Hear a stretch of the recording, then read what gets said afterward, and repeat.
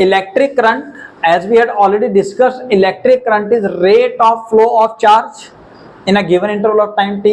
तो करंट का formula charge upon time. Current मैंने आपको बताया ये एक स्केलर क्वांटिटी है, but actually it is a tensor quantity. इसका मीनिंग मैंने आपको डिटेल में समझा रखा है, लास्ट वीडियोस देख लीजिएगा। और इसकी unit 1 ampere, 1 ampere equal to 1 coulomb per second. और direction of electric current is opposite to the flow of electrons. ठीक है जी। अब इसका ही वेक्टर एनालॉग जो है that is very important, current density. Current density is defined as the ratio of flow of electric current through a unit area. यानी कि क्या मैं ऐसे लिख सकता हूं, current upon area, current by area, ratio of current upon area. अब अगर ये वेक्टर क्वांटिटी है तो मैं इसके ऊपर एक एरो बना दूं, यूनिट हो जाएगी एम्पेयर पर मीटर स्क्वायर। तो ये जो एरिया है A is if area it is always taken perpendicular to the flow of current। Current इस डायरेक्शन में जा रहा है तो उसके परपेंडिकुलर आपने एरिया लेना है A। तो यहाँ क्वेश्चन अराइज होता है कि सर ये फिर वेक्टर क्वांटिटी कैसे हुई? तो आप ऐसा कीजिए, A को as a area vector assume कर लो। तो J that is current density vector is equal to I upon A पुत्र। I क्या है? एक टेंसर क्वांटिटी, तो यानी कि वो स्केलर क्वांटिटी आप चाहते हो तो I का फॉर्मूला देखिए यहाँ पे J डॉट A होगा। दो वेक्टर्स का डॉट प्रोडक्ट स्केलर ही होता है, तो यहां से आप ये बात तो सेटिस्फाई होगी कि हाँ सर करंट तो हमारी स्केलर क्वांटिटी ही है। जे हमारा एक नया वेक्टर क्वांटिटी आया analog to the current that is called current density. It's formula now is J dot is equal to J A cos theta पुत्र। यानी कि इस केस में आपने जो एक वेक्टर लिया है, ये लिया है आपने एरिया वेक्टर, एरिया वेक्टर। अब जो एरिया वेक्टर आपने लेना है that should be in the same direction as in the direction of flow of current। जिस डायरेक्शन में करंट फ्लो कर रहा है उसी डायरेक्शन में आपने एरिया वेक्टर लेना है। ठीक है मतलब, तो सर ये जो हमारा दोस्त नया आया करंट डेंसिटी, इसकी डायरेक्शन कहाँ होगी? इसकी डायरेक्शन होगी in the direction of flow of electric current. तो जिस डायरेक्शन में करंट फ्लो कर रहा है उसी डायरेक्शन में करंट डेंसिटी की भी डायरेक्शन होगी। इसके कुछ केस मैंने लिए हैं। लेट्स सपोज फर्स्ट केस लिया आपने, कंडक्टर लिया है, इस कंडक्टर से करंट I निकाला अलोंग इट्स एक्सिस, सीधा सीधा करंट निकाल दिया पुत्र। तो इसका फॉर्मूला क्या होगा? J is equal to I upon A या I अपॉन A वेक्टर। तो सपोज अगर मैं वेक्टर लेता हूं, अगर एरिया वेक्टर लेता हूं तो एरिया और करंट में यहाँ पे एंगल कितना हो गया पुत्र? एरिया वेक्टर और करंट में 0, थीटा शुड बी 0। और प्लेन ऑफ एरिया में एंगल कितना है? 90 डिग्री। दोबारा बोल रहा हूं मैं पुत्र, प्लेन में और करंट में एंगल है 90 डिग्री, लेकिन इसी प्लेन के एरिया वेक्टर में, ये एरिया वेक्टर हो गया ब्लू वाला और करंट भी उधर जा रहा है, उन दोनों में एंगल हो गया 0। ये ध्यान रखिएगा। अगर मैं एरिया वेक्टर ले रहा हूं तो मैंने बोला ये आपको सेम डायरेक्शन वाला लेना है, तो थीटा 0 हो गया, cos 0 1, cos 0 1। तो करंट डेंसिटी का फॉर्मूला है I upon A, I upon A। अगर बाय द वे हम एरिया को स्लांटिंग काटते हैं तो एरिया से हम एक एरिया वेक्टर ड्रॉ कर सकते हैं पुत्र, ब्लैक वाला। Let's suppose it make an angle theta with the current. तो अगर आप उसके सेम डायरेक्शन में लोगे वो आ जाएगा A cos थीटा, यानी कि घूम के यही फॉर्मूला फिर आ जाएगा। This is current density. So अब एक बार आप दोबारा से ओम्स लॉ पढ़िए। ओम्स लॉ क्या कहता है? कहता है at a constant physical condition of temperature and pressure. यानी कि आपने टेम्परेचर, प्रेशर, डेंसिटी वगैरह सारी चीजें अगर कांस्टेंट कर दी हैं, तब जो amount of current flowing through the conductor, यानी कि किसी कंडक्टर के थ्रू जो करंट फ्लो होगा वो डिपेंड करेगा उसके पोटेंशियल डिफरेंस पे जो कि आपने अप्लाई किया होगा across the end of a conductor. Definitely आपने कंडक्टर के अक्रॉस 10 वोल्ट की बैटरी लगाई है तो करंट सपोज 2 एम्पियर गया है ना।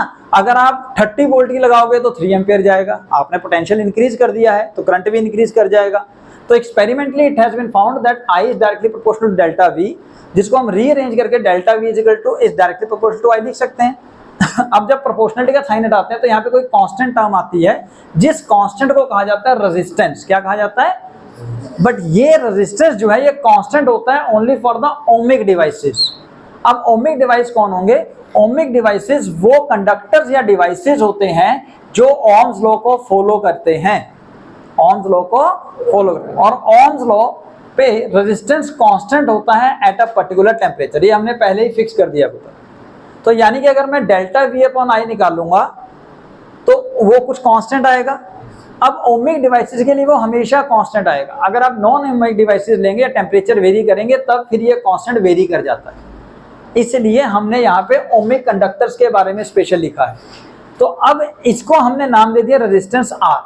तो यानी कि अगर मैं डेल्टा V और I के बीच में ग्राफ ड्रॉ करूंगा, then I will get a straight inclined line. Straight inclined line graph यहां ड्रॉ किया हुआ है पुत्र, और इस स्ट्रेट इंक्लाइंड लाइन का जो स्लोप है वो आपको कैलकुलेट करने के लिए थीटा चाहिए। थीटा आप मेजर कर सकते हो, परपेंडिकुलर अपॉन बेस कर लीजिए, v2 minus v1 upon i2 minus i1 करके आप निकाल लीजिए जो भी वैल्यूज दी जाएंगी, और वो आपको क्या फाइनली वैल्यू देगा रेजिस्टेंस की, जो कि हर एक पॉइंट पे कांस्टेंट आएगा for the ohmic conductors. Clear हो गया पुत्र? And this is also the scalar form of the Ohm's law.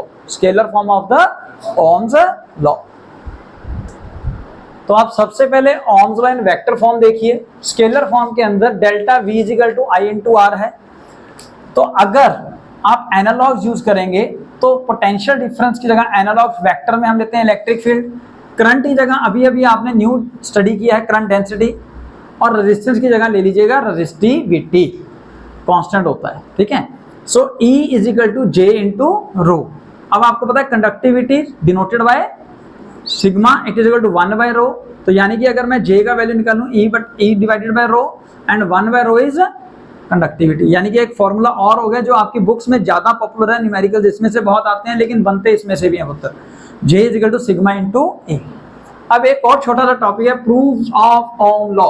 Ohm's law का प्रूफ। तो आप करंट का फॉर्मूला रिलेशन फाइंड आपको पिछले लेक्चर में बताया था, I is equal to NA into VD, या फिर वीना उल्टा करके लिख लो VENA वीना, है ना, जैसे मर्जी याद कर लो। I is equal to V ना, है ना, ये V बस याद रखना, ये ड्रिफ्ट वेलोसिटी है, ठीक है पुत्र। तो अब ड्रिफ्ट वेलोसिटी का फॉर्मूला है जो आपको वहां पे डिराइव करे गए थे, तो in terms of potential difference E V upon M into L into tau. तो वो मैंने पुट किया पुत्र, जो मल्टीप्लाई हो रहा है उसको कर दिया और V को पीछे लाके बाकी सबको इकट्ठा कर दिया। उसके बाद करंट को डिवाइड कर दिया और इधर वालों को उधर ले गया। तो V by I is equal to ML upon NA E square into tau. अब अगर टेम्परेचर कांस्टेंट है, क्या है, टेम्परेचर कांस्टेंट है, तो चार्ज और मास तो हमेशा कांस्टेंट रहना है, तो लेंथ और एरिया भी कांस्टेंट रहेगा। हालांकि टेम्परेचर वेरी करने पे ये दो टर्म्स भी वेरी कर सकती हैं। अच्छा, अगर कांस्टेंट टेम्परेचर है, number of free electron per unit volume भी कांस्टेंट रहेंगे, नए इलेक्ट्रॉन्स को कोई एनर्जी मिल ही नहीं रही है, आपने टेम्परेचर कांस्टेंट रखा हुआ है। अगर उतने ही इलेक्ट्रॉन है उतनी ही स्पीड से ट्रेवल कर रहे हैं, तो यानी कि दो सक्सेसिव कोलिजन्स के बीच में जो रिलैक्सेशन टाइम है वो भी उतना ही है, यानी कि सर एवरेज रिलैक्सेशन टाइम भी कांस्टेंट होगा। तो यानी कि ये पूरी की पूरी टर्म कांस्टेंट होगी पुत्र। यानी कि इसको आप कह सकते हैं V by I is equal to constant, और यही था, याद कीजिए, ओम्स लॉ में V by I is equal to R। तो R का फॉर्मूला आया था M into L upon NA E square into tau. This is your proof of Ohm's law, जो जनरली आपके एग्जाम्स में 2 या 3 नंबर का पूछ लिया जाता है।